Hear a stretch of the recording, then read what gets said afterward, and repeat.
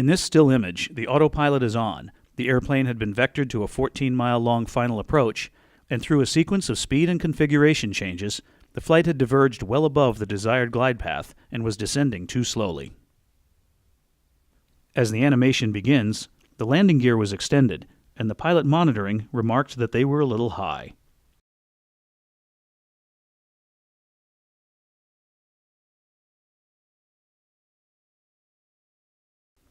The pilot flying said he would descend more and selected 1,500 feet per minute descent rate in the autopilot.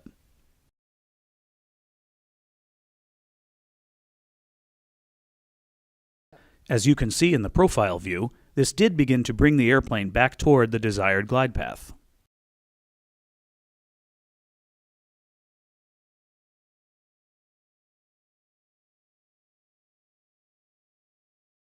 However, about 6 miles from the runway, the selected descent rate was set back to 1,000 feet per minute. The airplane was still well above the desired glide path.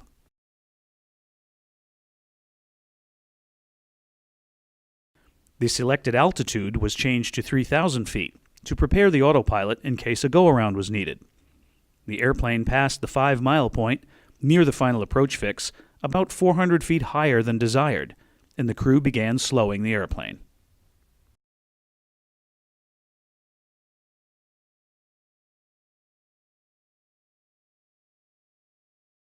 The pilot flying called for flaps 30, but the pilot monitoring noted they were still a little too fast for flaps 30. The pilot flying switched the autopilot to flight level change mode, which did not help with the descent and resulted in the airplane initiating a climb to the 3,000-foot altitude that was previously set. To prevent the climb, the pilot disconnected the autopilot and retarded the thrust levers to idle. This resulted in the autothrottle transitioning to hold mode.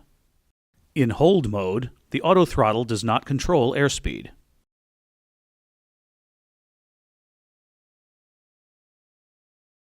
Descent rate increased to about 1,500 feet per minute, and the observer pilot noted sink rate.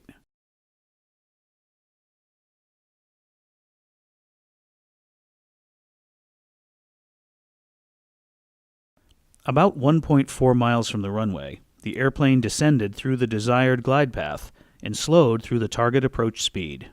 The pitch attitude steadily increased as the pilot pulled back on the column in an effort to maintain the glide path. The airplane was well below glide path, and airspeed was 15 knots below the desired approach speed and rapidly dropping. 11 seconds before impact, an audible alert sounded because the airspeed was too low. 4 seconds later, the pilot monitoring advanced the thrust levers, followed by stick shaker activation and a verbal call to go around. These actions were too late, and the main gear and the underside of the aft fuselage struck the seawall.